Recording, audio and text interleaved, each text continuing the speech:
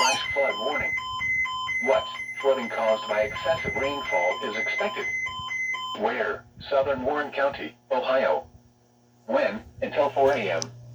Impacts: flooding of rivers, creeks, streams, and other low-lying and flood-prone locations is imminent or occurring. Additional details: at 10:36 p.m., radar and automated rain gauges indicated heavy rain had occurred.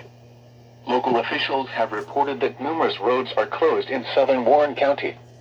Between 2 and 3.5 inches of rain have fallen.